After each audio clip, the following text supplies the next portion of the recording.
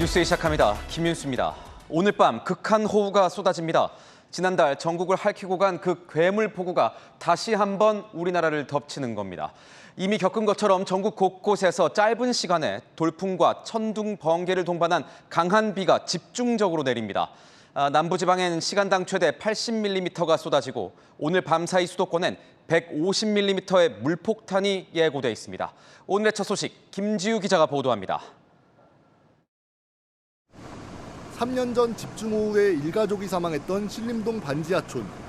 빗물바지함이 비어져 있고 침수 피해를 막아줄 모래주머니도 곳곳에 준비돼 있습니다. 동네 곳곳에 있는 반지하 주택에는 폭우로 인한 침수 피해를 막기 위해 물막이판들이 설치돼 있습니다. 폭염에 시달리던 시민들은 이번엔 폭우로 큰 피해를 우려합니다. 저희가 어느 정도 좀 마무리가 된다는 그런 시점에서 또 비가 온다니까 걱정이 많이 됩니다.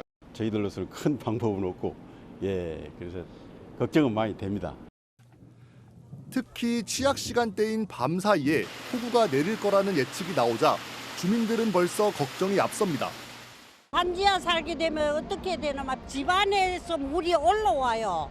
그리고 바깥에 물이 막 문 밖으로 들어오고 오늘 저녁에는 정말 잠을 자지 말고 비 오는 거에 대해 가지고 많이 생각해야 돼요. 오늘 밤 수도권 일대에는 150mm에 달하는 비가 예상되면서 호우 예비특보가 내려졌고 전라남도 등 남부지방에선 최대 250mm의 비가 쏟아질 것으로 예측돼 호우주의보가 발령됐습니다. 산림청도 전국 산사태 위기경보를 두 번째로 높은 경계 단계로 발령하고 비상 대응 체계에 돌입했습니다. 이번 비는 오는 5일 오전까지 이어지다가 다음 날인 6일 또 한 차례 내릴 예정입니다. 채널A 뉴스 김지우입니다. 가장 우려가 되는 건 앞서 수마가 훑고 갔던 수해 현장들입니다. 복구가 끝나기도 전에 또 많은 비가 내리는 만큼 더 큰 피해가 발생할 수 있습니다.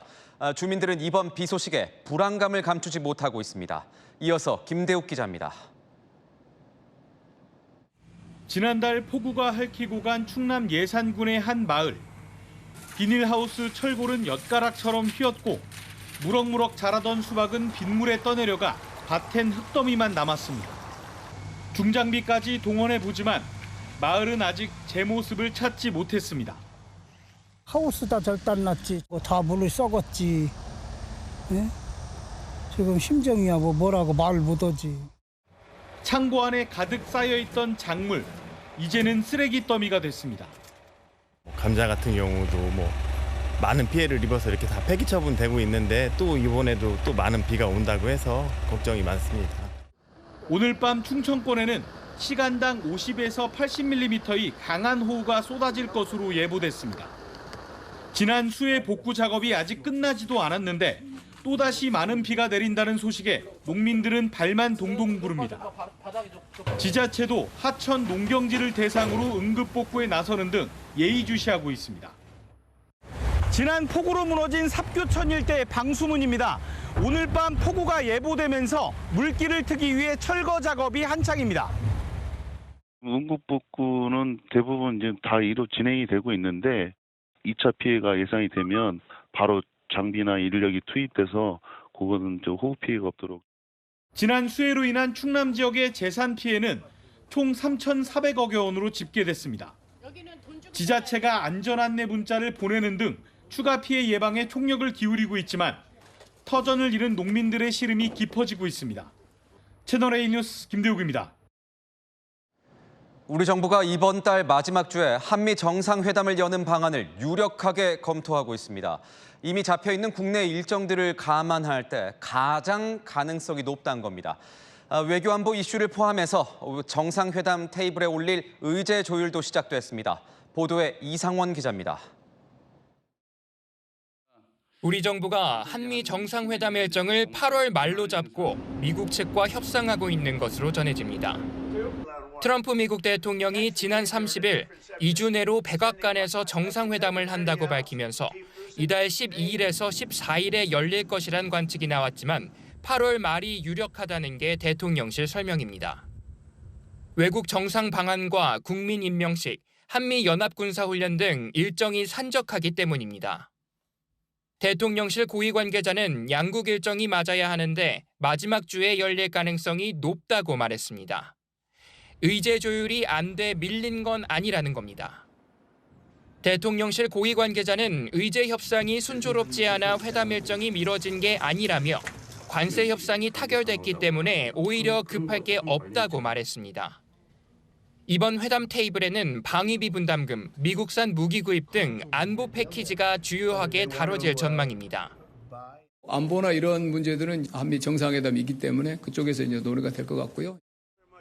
우리 기업의 민간 투자 규모도 세부 조율이 남아 있어 주요하게 다뤄질 가능성이 있습니다. 대통령실 관계자는 기업들의 추가 투자를 최소화하는 것이 목표라고 했습니다. 여름 휴가를 보내고 있는 이재명 대통령은 대통령 별장인 청해대에 머물며 한미 정상회담 일정 등을 수시로 보고받고 있는 것으로 전해집니다. 채널A 뉴스 이상원입니다. 당 대표를 뽑는 전당대회 레이스에 본격 돌입한 국민의힘이 오늘 후보자 비전대회를 열었습니다. 어제 민주당이 국민의힘 정당 해산을 공언한 정청래 대표를 뽑은 걸 의식한 듯 대여 투쟁력을 강조했습니다. 백승현 기자가 보도합니다. 7분간의 정견 발표에 나선 국민의힘 당대표 후보자들. 연단에 오른 김문수 후보는 해산을 해야 하는 건 민주당이라고 일갈했습니다. 대여 투쟁을 말할 땐 주먹을 들어 보였습니다. 지금 해산되어야 할 당은 민주당입니다. 범죄자 이재명 재판 재개 투쟁을 전개하겠습니다. 야당 말살 내란 특검 저지 투쟁을 하겠습니다. 무대 중앙으로 나온 장동혁 후보 역시 동료들과 함께 정당 해산을 막아내겠다고 강조했습니다. 단일 대오로 뭉쳐서 이재명 정부와 제대로 싸우는 그런 국민의힘을 만들겠습니다. 무도한 특검, 근거 없는 내란 선동, 내란몰이, 그리고 말도 안 되는 정당 해산을 반드시 막아내겠습니다. 당을 상징하는 붉은색 넥타이를 유일하게 매지하는 안철수 후보는 인적 쇄신의 대상을 썩은 사과로 비유하며 과거와의 단절을 강조했습니다. 우리를 기다리고 있는 미래는 저렇습니다. 사과의 썩은 부분 도려내거나 썩은 사과는 버려야 합니다. 주진우 후보는 일 잘하는 새 얼굴로 자신을 부각했고 논문 표절을 밝혀내 이진숙을 낙마시켰고 강선우 갑질을 끝까지 추적해서 물러나게 했습니다. 조경태 후보는 일반 국민으로 구성된 인적쇄신위원회 설치를 공약으로 제시했습니다. 국민 눈높이에 맞는 인적 쇄신으로 정통 보수를 살리겠습니다. 국민의힘은 다음 주 예비 경선을 통해 후보 4명으로 압축합니다. 10일에는 4명이 첫 토론회를 갖습니다. 채널A 뉴스 백승현입니다. 이재명 정부 첫 세제 개편안에 대한 후폭풍이 거셉니다. 개미 투자자들의 반발이 사그라들긴커녕 더욱 거세지면서 당장 민주당에서도 주식 양도세 부과 대상 확대 재검토를 주장하는 목소리가 본물처럼 터져나오고 있습니다. 야당에선 민주당이 증시 계엄령을 선포했다는 비판까지 나왔습니다. 이준성 기자의 보도입니다. 여권에선 세제 개편안을 재검토해야 한다는 목소리가 쏟아졌습니다. 정부가 주식 양도소득세 부과 대상이 되는 대주주의 기준을 50억 원에서 10억 원으로 낮춘 걸 공개적으로 문제 삼는 겁니다. 이현주 최고위원은 이번 세제 개편안이 코스피 5천 신바람 랠리에 찬물을 끼얹었다고 했고, 이현희 의원은 단기 세수 확보에 초점을 맞춘 방향성 없는 조치라고 지적했습니다. 개미 투자자들의 반발 기류가 갈수록 거세지자 민주당 원내 지도부도 세제 개편안 수정 가능성을 열어두는 방향으로 입장을 선회했습니다. 내렸을 때의 그 세수 중과의 효과도 사실 그게 크지도 않는 측면도 있고 앞으로 추가 논의를 통해서 조정 가능하다. 민주당은 내일 개장을 앞둔 국내 주식 시장 흐름에 촉각을 곤두세우고 있습니다. 원내 핵심 관계자는 주가 하락이 일시적 현상일 수도 있는 만큼 시장 상황을 좀 더 지켜봐야 한다고 했습니다. 국민의힘은 세제 개편 하루 만에 시총 100조 원이 증발한 건 이재명표 세제 폭주 때문이라며 여권이 개미 투자자와의 전쟁을 선포했다고 맹비난했습니다. 이재명 정부와 민주당이 어떻게 국민 경제를 무너뜨리는지 국민은 단 하루 만에 두 눈으로 똑똑히 봤습니다. 당권 주자인 김문수 후보는 증시 계엄령 수준의 조세 폭탄을 던졌다고 비판했습니다. 채널A 뉴스 이준성입니다. 이번 주 윤석열 전 대통령 부부에 대한 특검 수사가 정점을 찍을 전망입니다. 이틀 전 실패했던 윤 전 대통령에 대한 체포영장 재집행이 임박했고 수요일에는 김건희 여사가 첫 공개 소환 조사를 받습니다. 현재 김건희 특검팀은 도이치모터스 주가 조작 사건과 관련해서 권오수 전 회장과 김범수 전 아나운서를 불러 조사 중입니다. 류주은 기자가 보도합니다. 권오수 전 도이치모터스 회장이 마스크로 얼굴을 가린 채 김건희 특검팀 사무실로 들어갑니다. 특검이 권 전 회장을 소환한 건 이번이 처음입니다. 김건희 여사한테 원금 보장이나 수익 배분 약속하셨습니까? 윤 여사도 주가 조작 인지하고 있었습니까? 권 전 회장은 2009년 12월부터 3년 동안 도이치모터스 주가를 인위적으로 끌어올린 혐의로 지난 4월 대법원에서 징역 3년, 집행유예 4년의 확정 판결을 받았습니다.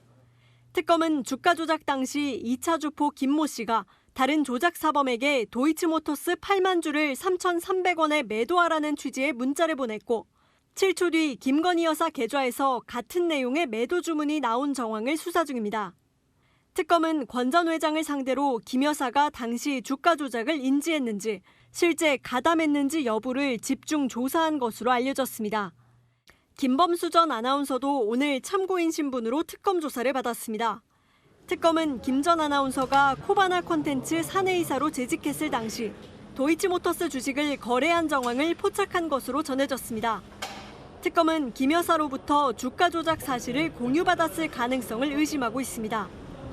특검은 오는 6일 김 여사를 피의자 신분으로 첫 조사하는 만큼 수사에 속도를 내고 있습니다. 채널A 뉴스 유주은입니다. 김건희 특검팀이 이르면 내일 윤석열 전 대통령에 대한 체포영장 집행을 재시도합니다. 여권에선 담요로 말아 강제로 데리고 나오라며 특검팀을 압박하고 있는데요. 윤 전 대통령 측은 윤 전 대통령 몸에 불법적으로 손을 대는 순간 법적 조치를 검토할 것이라고 으름장을 놨습니다. 이 소식은 백승우 기자가 취재했습니다. 김건희 특검팀이 이르면 내일 윤석열 전 대통령 체포영장 재집행에 나설 전망입니다. 윤 전 대통령에 대한 체포영장 기한은 오는 7일. 특검팀은 지난 1일 1차 체포영장 집행과 달리 물리력을 쓰겠다고 예고했습니다. 특검은 안전사고 등을 우려하여 물리력 행사를 자제하였고 차후에는 물리력 행사를 포함한 체포 집행을 완료할 예정임을 고지하였습니다. 특검은 교도관에 지휘하는 방식으로 체포영장을 집행할 전망입니다. 구치소 내에선 검사 지휘에 따라 교도관이 구속영장을 집행하도록 하는 형사소송법에 따른 겁니다. 정청래 더불어민주당 대표는 체포영장을 강제 집행하면 된다며 커튼이나 담요로 둘둘 말아 나올 수 있다고 말했습니다. 윤 전 대통령 변호인단은 강경 대응을 예고했습니다. 윤 전 대통령 변호인은 채널A와의 통화에서 윤 전 대통령 몸에 불법적으로 손을 대는 순간 법적 조치를 검토할 것이라고 밝혔습니다. 형집행법상 교도관이 강제력을 행사할 수 있는 7가지 조건에 윤 전 대통령이 전혀 해당하지 않는다는 주장입니다.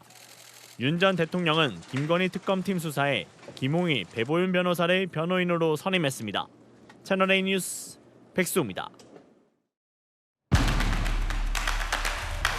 네, 아는 기자 시작하겠습니다. 법조팀 김지훈 기자 나왔습니다. 자, 김 기자, 김건희 여사 소환이 당장 수요일에 예정돼 있고 윤석열 전 대통령 체포도 다시 시도한다는 거 아니겠습니까? 이렇게 보면 수사가 정점에 달하는 것 같아요. 네, 윤석열 전 대통령 체포 영장 기한 이번 주 목요일까지입니다. 또 김 여사 조사가 수요일로 잡혀 있으니 최대한 내일이나 모레 중에는 체포 영장 재집행에 나설 거란 관측이 나옵니다. 이번 주에 김건희 특검팀 수사에 향방이 달려 있다. 이렇게 봐도 좋을 것 같습니다. 김건희 특검팀 같은 경우에는 다음 체포 영장 집행에서는 어떻게든 이걸 완료하겠다, 이런 걸 목표로 삼고 있는 거죠? 네, 맞습니다. 그제 1차 시도 때요. 이미 김건희 특검팀은 윤석열 전 대통령을 만나서 차회, 그러니까 다음번엔 물리력 행사를 포함해서 체포 집행을 완료하겠다 이렇게 고지했다고 합니다. 지난번엔 윤 전 대통령이 자발적으로 나올 수 있도록 기회를 줬지만 윤 전 대통령은 속옷 차림으로 움직이지 않았잖아요. 이번에는 어떤 상황이라고 해도 데리고 나오겠다는 겁니다. 그런데 김 기자, 뭐 강제로 나오게 할 방법이랄 게 있습니까? 네, 지난번과 마찬가지로 특검 관계자들, 그러니까 특검보와 수사관이 윤 전 대통령 방 앞까지 가게 될 겁니다. 그런 다음 교도관들을 지휘해서 방문을 열고 윤 전 대통령을 데리고 나올 수 있게 하겠다는 계획입니다. 그런데 교도관들이 직접 윤 전 대통령을 데리고 나올 수 있을지가 변수입니다. 지난주 더불어민주당 의원들이 윤 전 대통령이 수감된 서울구치소를 방문했었는데요. 구치소장 이렇게 말했습니다. 교도관이 그 물리력을 행사하는 어떤 그런 기준이나 법적 절차가 거기에 해당하는 어떤 그런 사항이 없는 상황이고. 윤 전 대통령 측은 강경 대응을 예고하고 있죠. 네, 윤 전 대통령 측 변호인단 사이에서는요. 몸에 손을 대는 순간 법적 조치를 검토하겠다, 강력하게 대응하자는 의견이 지배적인 걸로 파악이 됐습니다. 특검 관계자든 누구든지 불법 체포로 형사 고소를 할 수 있다는 취지입니다.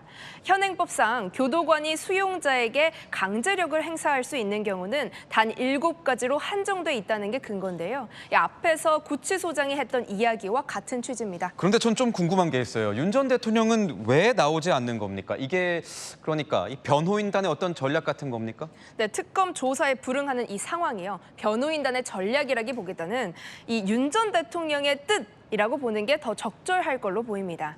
지난 6월 내란 특검이 소환했을 때 윤 전 대통령, 특검이 5번 부르면 5번 다 나가겠다 이렇게 출석 의지를 보였던 걸로 전해집니다. 하지만 다시 구속된 이후에는 윤 전 대통령 태도가 달라졌다는 건데요. 특검 수사에 응할 의지 자체를 상실한 상태 이렇게 측근은 전했습니다.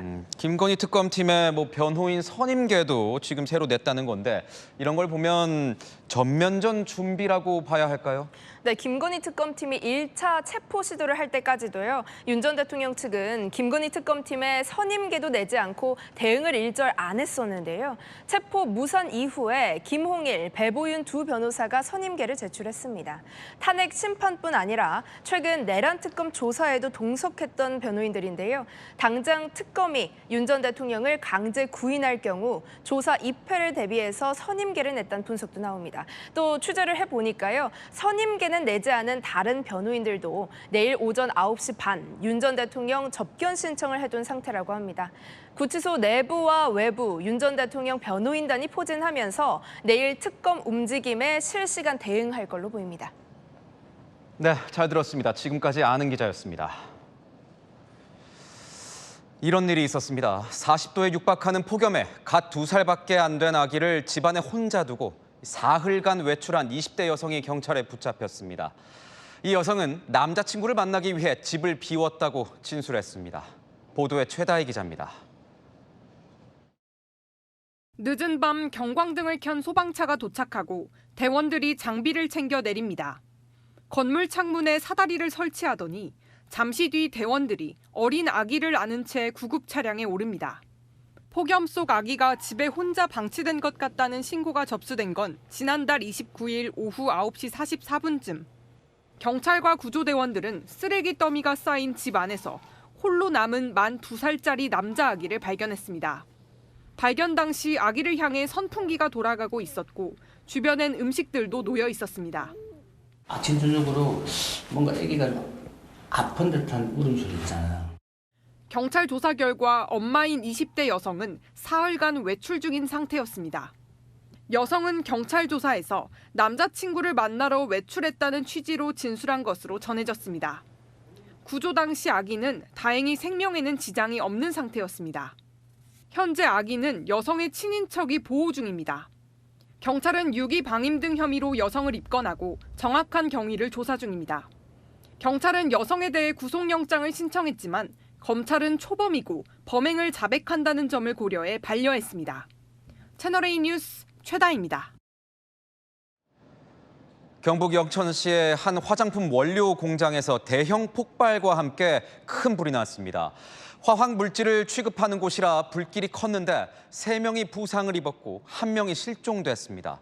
현재 화재 진압이 쉽지 않은 상황입니다. 허준원 기자가 취재했습니다. 공장 위로 검은 연기가 뿜어져 나오고 시뻘건 불길이 치솟습니다. 헬기까지 동원돼 연신 물을 뿌려보지만 불길은 좀처럼 잡히질 않습니다. 오늘 낮 12시 40분쯤 경북 영천에 있는 화장품 원료 공장에서 폭발 화재가 발생했습니다. 한동안 계속 연기가 시커먼 연기가 높이 많이 올라가더라고요. 어느 한순간에 갑자기 불꽃이 튀면서 화재로 공장뿐만 아니라 일대가 초토화됐습니다. 폭발 충격으로 300m 떨어진 건물의 외벽도 부서졌습니다. 소방당국은 신고 접수 16분 만에 관할 소방서 전체 인력을 동원하는 대응 1단계를 발령했습니다. 하지만 거센 불길과 화염으로 소방대원도 초기 진압에 어려움을 겪은 것으로 전해집니다. 사고 당시 공장 안에는 13명이 있었는데 이 중 3명이 크고 작은 부상을 입었고 1명은 실종된 상태입니다. 실종자 1명의 경우 건물 내 진입 여부 파악 후 다시 우리 구조대원 및 경상북도 특수구조단이 지자체는 인근 주민들에게 대피하라는 재난 문자를 발송하고 마스크 착용을 해달라고 요청했습니다. 소방당국은 큰 불길이 잡히는 대로 정확한 원인 조사에 들어갈 예정입니다. 채널A 뉴스 허준원입니다. 지나가던 버스에 불이 난 걸 보고 망설임 없이 버스로 달려가 승객들을 대피시킨 한 남성의 미담이 뒤늦게 알려졌습니다. 이 숨은 영웅의 정체, 김승희 기자가 취재했습니다. 1차선을 달리던 차량 맞은편으로 버스가 지나갑니다. 그런데 버스 뒤편에 하얀 연기가 자욱합니다. 엔진룸엔 새빨간 화염까지 보입니다. 놀란 운전자가 곧바로 클락션을 울린 후 119에 신고합니다. 여기 덕천의 병원 앞에 버스 뒤에서 지금 불이 나거든요. 예, 지금 빨리 와야 돼요. 빨리. 아니요, 지금 그 옆에 운전자는 망설임 없이 버스로 달려가 승객들의 대피를 돕습니다. 승객들을 도운 운전자는 휴무 중이던 파출소 순경이었습니다. 엔진룸 가장 근처에 앉아 계셨던 승객분들조차도 처음엔 화재를 인지를 못하고 있었던 터라서 천연가스를 연료로 사용하는 버스라는 점을 인지를 해서 폭발 위험이 크다고 판단하였고 이후 소방차가 도착해 진화 활동을 시작했고 승객들은 모두 무사히 귀가했습니다. 이번엔 고속도로. 퇴근 중이던 소방관이 전복사고로 차에 갇힌 50대 여성을 구조했습니다. 구급대원이 도착하기까지 10분이나 남은 상황이었습니다. 숨쉬기가 많이 힘들다 이렇게 호소하셨고요. 차 안에 들어가서 목을 잡고 경추보호를 계속하고 있었습니다. 도와야 한다는 마음가짐이 자연스럽게 좀 긴박한 상황에서 경찰과 소방관의 침착하고 발빠른 대처가 시민들의 목숨을 구했습니다. 채널A 뉴스 김승입니다. 아시아나항공이 121억 원의 이행 강제금을 물게 됐습니다. 역대 최대 규모인데요. 대한항공과의 합병 조건을 어기고 운임을 최대 28%까지 올렸기 때문입니다. 오은성 기자가 취재했습니다. 공정거래위원회는 지난해 12월 대한항공과 아시아나항공의 합병을 승인하면서 몇 가지 조건을 내걸었습니다. 특히 독과점으로 인한 요금 인상 우려에 코로나19 이전인 2019년 평균 운임 대비 물가 상승률 이상으로 운임을 높이지 못하도록 했습니다.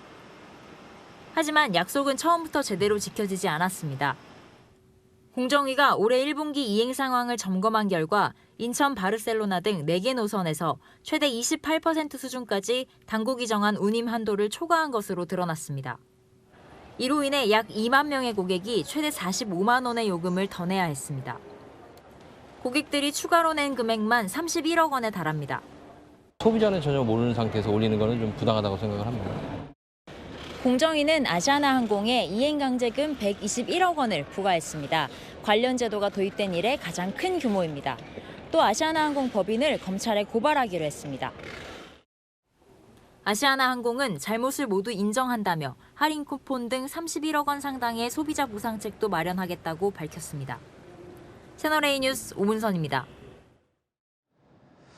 해마다 복날이 찾아오면 몸보신을 위해서 이렇게 삼계탕 같은 보양식을 챙겨 먹곤 합니다. 이번 주 말복을 앞두고 있는데 복날 식탁 풍경이 이전과는 좀 달라지고 있습니다. 고열량, 고지방 음식 대신에 이 채식으로 더위를 이겨내는 게 인기라는데요. 장호림 기자가 취재했습니다. 서울 종로구의 한 채식 전문점. 점심이 훌쩍 지났지만 여전히 식사하는 사람들로 북적입니다. 인기 메뉴는 시원한 들기름 막국수와 채소 비빔밥. 대표 메뉴인 채식 육개장도 인기가 높습니다. 건강 때문이라든지 채식으로 많이 찾으시는 분들이 많이 늘었어요. 적어도 한 50% 정도는 많이. 제가 직접 주문해본 채식 육개장입니다. 속재료는 모두 채소로만 이루어져 있는데요. 일반 육개장하고 어떤 맛의 차이가 있을지 직접 먹어보겠습니다.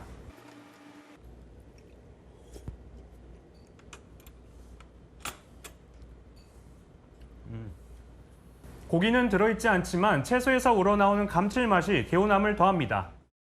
젊은 세대를 중심으로 무더운 여름철, 보양식의 기준도 점차 바뀌고 있습니다. 개고기 식용 금지 등 동물 복지에 대한 관심이 늘고 평소에도 다양한 경로로 고열량 음식을 섭취할 수 있어 굳이 고기류를 고집하지 않는 겁니다. 좀 더 건강해지는 느낌이 들어서 맛있게 먹었던 기억이 있습니다. 동물 맛으로 먹는 음식이기 때문에 크게 차이는 없는 것 같고. 실제 SNS상에서는 복날 채식 보양식 조리법 공유가 활발하게 이루어지고 있습니다. 새송이 등 다양한 채소를 이용한 버섯 들깨탕은 조회수가 81만 회를 넘겼습니다. 장어와 똑같은 식감을 낸 가지덮밥도 인기입니다. 채식 보양식은 온실가스 감축에 기여해 친환경적이며 동물 복지와 생명 존중의 윤리적 가치를 기반으로 하고 있습니다. 건강은 물론 환경까지 생각하는 사람들이 늘면서 복날의 풍경도 달라지고 있습니다. 채널A 뉴스 장호림입니다. 본격 휴가철을 맞아 반려동물 전용 유치원과 호텔이 성업 중입니다. 휴가지에 데리고 가자니 갈 곳이 마땅치 않고 집에 놓고 가자니 도저히 발이 안 떨어져 아예 맡기고 가는 거죠. 그런데 휴가 한번 가려고 키우던 반려동물을 버리는 경우도 적지 않습니다. 실제로 7, 8월이 가장 많다네요. 배준석 기자가 취재했습니다. 주인을 잃은 강아지들이 꼬리를 흔들며 깡총깡총 뛰어놉니다. 5살 난 강아지 콩바미는 지난달 주인에게 버려진 채 한강공원에서 발견됐습니다. 구청 직원들이 구조해 일주일 넘게 반려인을 찾는 공고를 냈는데도 연락은 없었습니다. 매년 여름 휴가철이 되면 이곳 유기견 보호센터에는 콩바미 같은 강아지들이 몰려듭니다. 휴가철이나 이럴 때 아이들 유기하는 사건이 제일 많이 발생하긴 합니다. 외지로 이동을 많이 하고 그런 철이다 보니까 거기서 유기하는 경우들이 상당히 많거든요.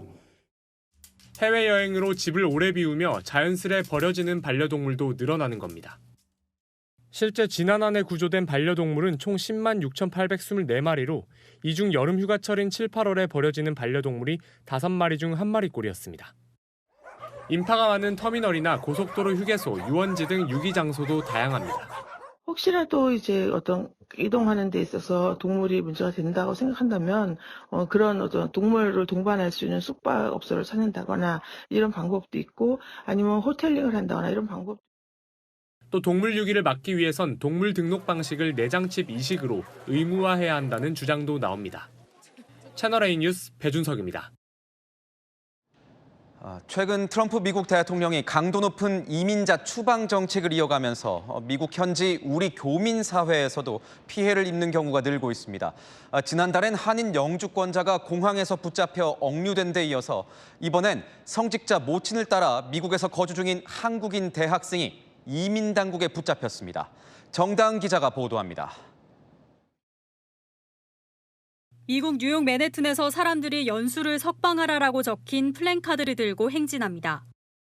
미국에서 대학교 재학 중 이민 당국에 체포된 20살 고연수 씨에 대한 석방을 요구하는 집회가 현지 시각 어제 열린 겁니다. Deeply heartbreaking to be out here again to demand a release to every individual that has been wrongfully kidnapped by the United States government. 고 씨가 뉴욕 이민법원에 자발적으로 출석했다가 구금된 건 현지 시각 지난달 31일. 재판 기일을 8월로 연기받고 법정을 나서던 중 미국 연방이민단속국 ICE 요원들에 의해 체포됐습니다. 고 씨의 어머니는 대한성공회 서울교구에서 최초로 사제서품을 받은 여성 성공회 사제 김기리 신부입니다. 고 씨는 어머니를 따라 2021년 3월 종교인 동방가족 비자로 미국에 입국했습니다. 미국 이민국은 어머니인 김 신부가 비자 청원을 철회했기 때문에 고 씨의 비자도 종료됐다는 입장입니다. 반면 고 씨 측은 근무지가 바뀌면서 재신청을 했을 뿐 비자를 철회한 적이 없다면서 고 씨가 올해 말까지 합법적으로 체류할 수 있는 신분을 유지하고 있다고 주장하고 있습니다. 최근 미국에선 이민 법정을 나서는 이민자들을 이민 단속국이 영장 없이 붙잡아 추방하는 경우가 발생하고 있는데 미국 시민사회는 적법 절차를 위반한 불법 행위라며 소송을 제기한 상태입니다. 앞서 지난달 말엔 미국 영주권을 가진 한국인 과학자가 미국 공항에서 붙잡혀 수감된 뒤로 아직까지 풀려나지 못하고 있습니다. 한국계 인물에 대한 구금이 연이어 발생하자 미국 한인 사회 내 불안감은 커지고 있습니다. 채널A 뉴스 정다은입니다. 최근 팔레스타인 무장단체 하마스가 이스라엘에서 붙잡아온 인질들의 영상을 잇따라 공개하고 있습니다.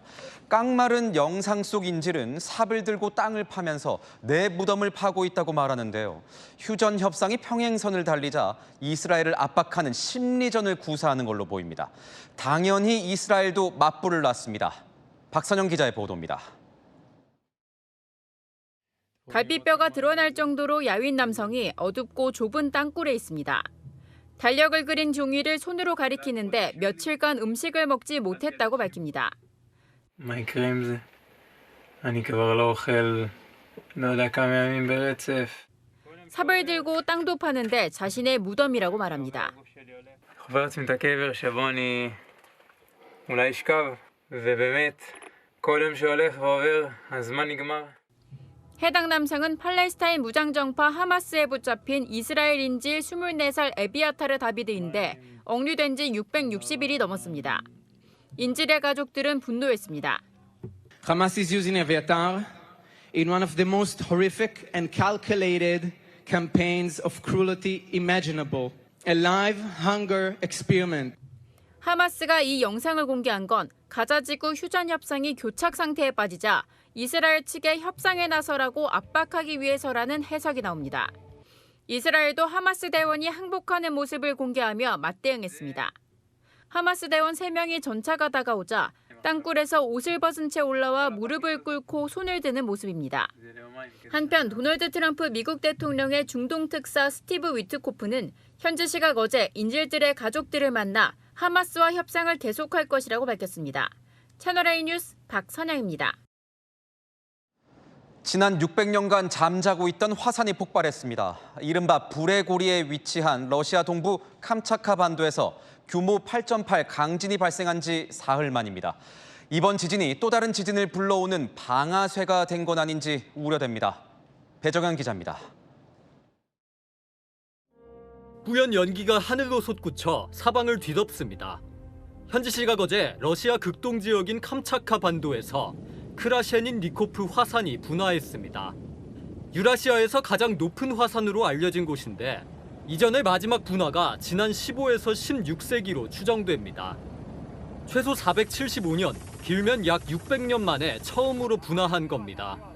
캄차카주는 화산재 기둥이 무려 6,000m까지 치솟은 걸로 추정된다며 화산재가 태평양을 통해 동쪽으로 확산 중이라고 밝혔습니다. 이곳은 사흘 전 규모 8.8의 강진이 발생했고 이날에도 규모 6.8의 지진이 이어졌습니다. 이에 현지 대응팀은 이번 분화가 지진과 관련이 있을 가능성이 있다고 분석하고 있습니다. 캄차카 반도뿐 아니라 지난 24시간 안에 전 세계 곳곳에서 크고 작은 지진이 연이어 발생했습니다. 멕시코 남부에서는 규모 5.8의 지진으로 사람들이 당황스러워하는 모습이 포착되는가 하면 무너진 벽돌에 맞아 행인이 부상을 입기도 합니다. 미국 뉴욕에서도 약한 지진이 발생했습니다. 세계 곳곳에서 지진이 동시다발적으로 발생하자 대지진의 전조 증상이 아니냐는 불안감이 커지고 있습니다. 채널A 뉴스 배정현입니다. 영화관 좌석에 이런 게 있다니 정말 끔찍합니다. 하얀 벌레알이 등받이에 무더기로 덮여 있었는데요. 중국이 위생 논란에 발칵 뒤집혔습니다. 장하연 기자입니다. 영화관 좌석 등받이에 동그랗고 작은 흰색 덩어리가 곳곳에 붙어 있습니다. 하얀 알갱이의 정체는 다름 아닌 벌레알. 他正准备坐下时，意外发现座椅靠背布满白色虫卵。 최근 중국 광둥성의 한 영화관에서 한 관객이 촬영한 이 영상이 퍼지자 위생 논란이 퍼졌습니다. 영상을 확인한 영화관 측은 상영관을 소독하고 사과하는 한편 해당 상영관의 고객들에게 전액 환불하고 영화표 20장을 제공했다고 밝혔습니다. 사람을 닮은 휴머노이드 로봇의 팔에 빨간 입학 허가서가 주어집니다. 중국의 로봇 업체가 개발한 쉐바 01이 휴머노이드 최초로 대학 박사 과정에 입학하는 모습입니다. 인공지능이 탑재된 이 로봇은 다음 달 14일부터 중국 명문 상하이 희극학원 연극영화과에 입학하는데 가상 학번과 함께 지도교수도 배정됐습니다. 쉐바 01은 로봇을 경극 등 전문 공연에 도입하기 위한 방안을 연구하게 됩니다. 가느다란 어린이 팔이 작고 붉은 멍자국으로 얼룩덜룩합니다. 현지 시각 지난달 17일 미국 텍사스주 샌안토니오 수족관에서 체험형 수조 속 문어가 6살 어린이의 팔을 붙잡고 놓지 않는 사고가 발생한 겁니다. 직원 3명이 함께 매달린 끝에 아이를 문어에게서 떼어낼 수 있었습니다. When the first employee wasn't able to remove the tentacle from him, he called for backup and they brought ice packs to kind of distract the octopus. When they were finally able to do that, it was about 5 minutes from the timestamps in my pictures. 탈인 씨는 수족관 측에서 체험 전 어떤 주의사항도 듣지 못했다고 덧붙였습니다. 채널A 뉴스 장하연입니다. 정치부 최승현 기자와 여랑여랑 시작하겠습니다. 첫 번째 주제 보겠습니다. 어떤 모자인가요? 네, 바로 마스가 모자입니다. 이 마스가 프로젝트를 각인시키기 위해 한미 관세 협상팀이 특별하게 제작한 모자죠. 대통령실이 실물을 공개했는데 트럼프 대통령이 대선 때 즐겨 쓰던 마가 모자와 정말 흡사합니다. 다른 점이 있다면 한미 동맹을 상징하듯 성조기와 태극기가 나란히 붙어 있습니다. 그 마스가 모자가 저렇게 생겼군요. 어떻게 제작이 된 건가요? 네, 산업부 직원들의 아이디어와 인공지능 챗GPT를 활용해서 제작됐다고 하더라고요.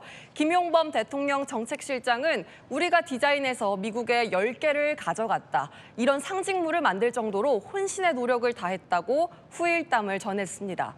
저희가 추가로 더 취재를 해봤는데요. 협상의 비밀 무기다 보니 사전에 신고한 물건이 아니잖아요. 처음에는 백악관에 반입을 못했다고 하더라고요. 대통령실은 그 정도로 혼을 담아서 준비했다고 전했습니다. 성인 키의 절반만한 큰 판넬을 들고 가는 산업부 직원들의 모습도 공개가 됐었죠. 이러한 노력들이 미국 측을 감동시킨 걸로 보입니다. 두 번째 주제 보겠습니다. 정청래 민주당 신임 대표가 보이는데 그 옆에는 누군가요? 네, 바로 강선우 의원입니다. 어제 신임 당대표로 선출된 정청래 대표는 첫 일정으로 수해를 입은 호남을 찾았습니다. 정 대표는 수해 현장을 찾기 전 SNS에 강선우 의원과 통화한 사실을 올렸습니다.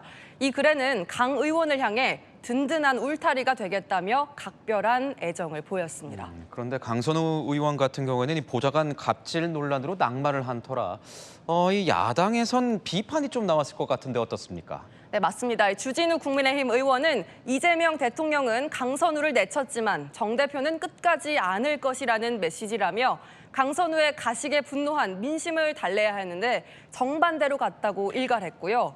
김문수 후보 측도 정치는 국민을 위한 것이지 내 편 감싸기 쇼가 아니라고 날을 세웠습니다. 사과하고 갑질을 비호한 발언을 철회하라고도 했습니다. 정 대표의 메시지로 여야가 다시 강선우 의원을 놓고 불붙는 모습입니다. 그렇군요. 그런데 보니까 오늘 정 대표가 현충원이 아닌 첫 일정으로 호남을 찾은 것도 굉장히 눈길이 가던데요. 네, 정 대표는 이 현충원이 아닌 호남 수해복구 현장으로 달려갔습니다.